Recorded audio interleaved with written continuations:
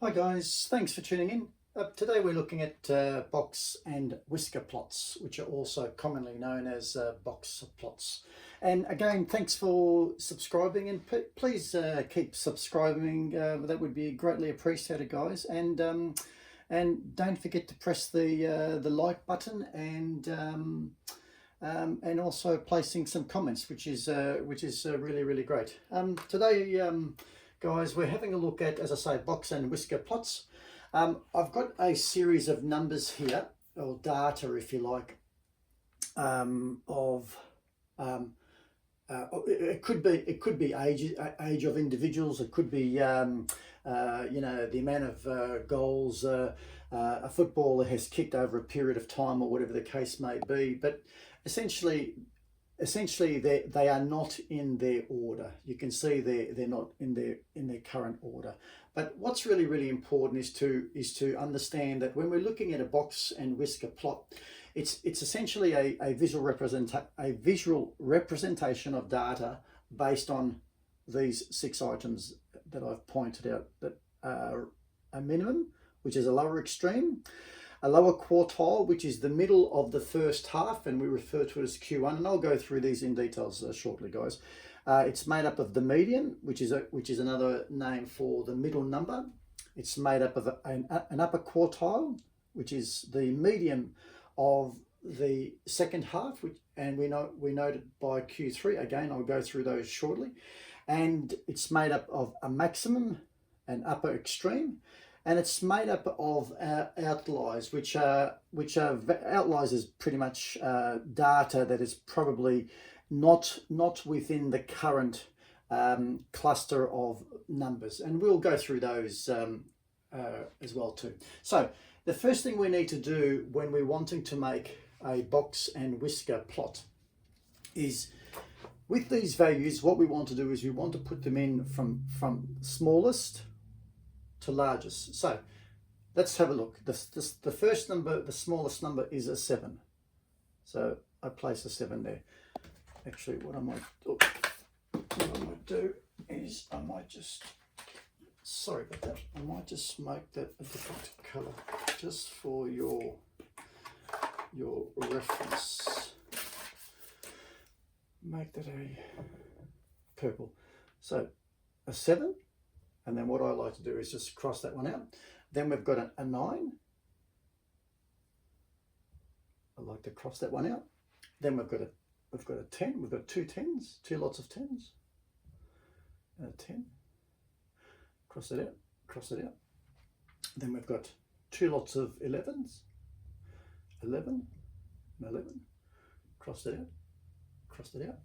Then we've got 12. Crossed it out. Then we've got 14. Cross it out. Then we've got 2 lots of 15, one there and one there. So we've got 2 lots of 15. 15. So cross that one out. Cross that one out. Then we've got 16. We've got 1, 2, 3, and 4. We've got 4 lots of 16. So 16, 16, 16. 16. So let's cross that one out, cross that one out, cross that one out, and cross that one out. And we've got, lucky last, 18. Okay, so they are from the smallest, or the minimum, to the maximum value. So we can already see from the data that when we go through these values here, the minimum, as we refer, you can also refer to it as the lower extreme, is going to be 7. Okay. That's equal to 7.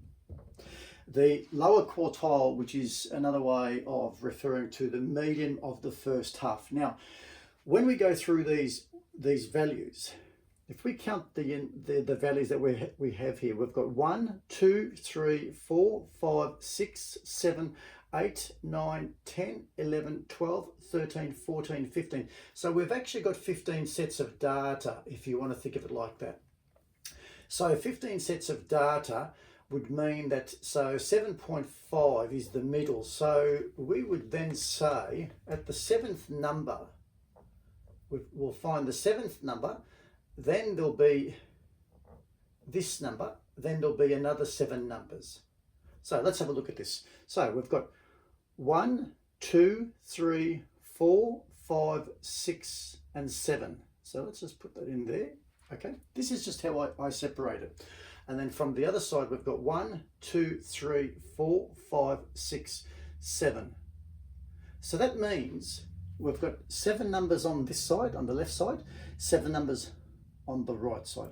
So that means our median number is 14. So our median is 14, our middle number is 14. So I like to put that in there. When we're talking about the lower quartile though, sorry, I probably should have put that in at number 2, but that's okay. The lower quartile, we're talking about the median or the middle number of the first half. That's the first half, okay? From 7 to 12, that's the first half.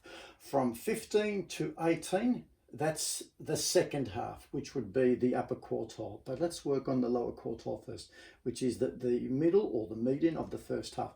So when we look at the middle of these values here from 7 to 12, you would say that's 1, 2, 3, 4, 5, 6, 7. So there are 7 numbers there. So if we go, if with 7 numbers, that means it's 3.5. So let's go to the third number. 1, 2, 3. So let's just place that squiggly line through there. And let's say on this side, 1, 2, 3. Let's place a squiggly line. So that is the lower quartile, or Q1 if you like, which is 10.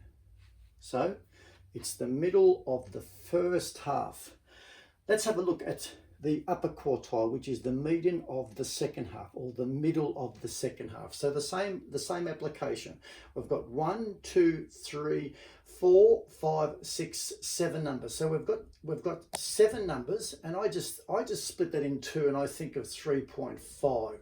So if we go to the third number, 1, 2, 3, and I like to put a squiggly line through there, and I come back to the last one and I say 1, 2, 3, and that means that 16 is equal to our upper quartile, or if you like, Q3. Okay. Now the maximum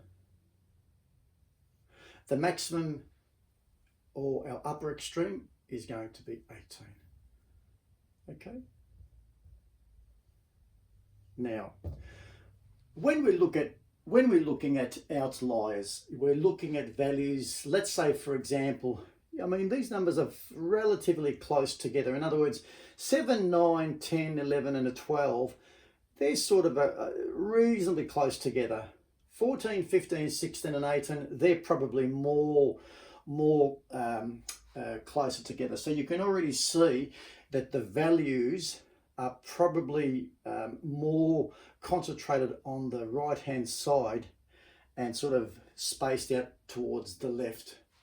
Okay, that'll come in handy a little bit later anyway. So let's go through and plot what we call a box and whisker plot. Now let's say for example, I'll just do it down here. So let's say we start off, I'm just going to pick numbers of say 4. So 4, 8, 12, 16, and say 20. Okay, now let's put in our values that we've recorded up here. Let's put in these values. So we know that the minimum is 7, or that's 4. 6 would be there. So if that's 6, then that means in there, that would be 7 in there. So what I like to do is I like to put a line up through there. That's 7. Okay, that's our minimum. All right. The next one I like to do is the lower quartile. We know is 10. Well, that's 8. That's 12. So 10 would be in there. That's 10 in there. So I put another line up through there. Let's go to the next value, which is our median, which is 14. So that's 12, 16, so 14 would be in there. Okay. 14 would be in there. And let's go to Q3, or our upper quartile, which is 16. Well, that's 16 there. Okay. They're the values that we've got so far. And let's have a look at our maximum. Our maximum, or our upper extreme, is 18. So that's 16, that's 20. So 18 would be in there. So that would be it through there. So really what we've got is the whiskers come through there. And our box comes through there. Comes through there. And that's our other whisker. Okay, that's our other whisker.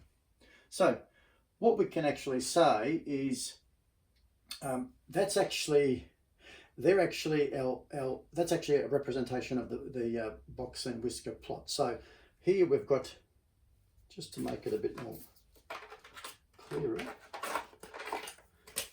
here we've got 7. Here we've got 10, which is our Q1. Here we've got 14, which is our median. Okay. Here we've got 16, which is Q3. Okay. And here we've got 18, which is our maximum or upper extreme. Now, when you're looking at these, the values start at 7, and the values in the data stop at 18. So let's say, for example, we had like when we're looking at outliers, we're looking at values that do not fit in this bracket. In other words, let's say, for example, there was a 3, for example, back here. Then you could probably say that could be an outlier, or maybe even like a 2, just as an example. On the other side, let's say, for example, we had like a 25, something like that. You could then say that, well, that 25 is sort of isolated from the cluster of these values, so you could consider those to be outliers. But for the purpose of this exercise, we don't have any outliers, so that would be 0.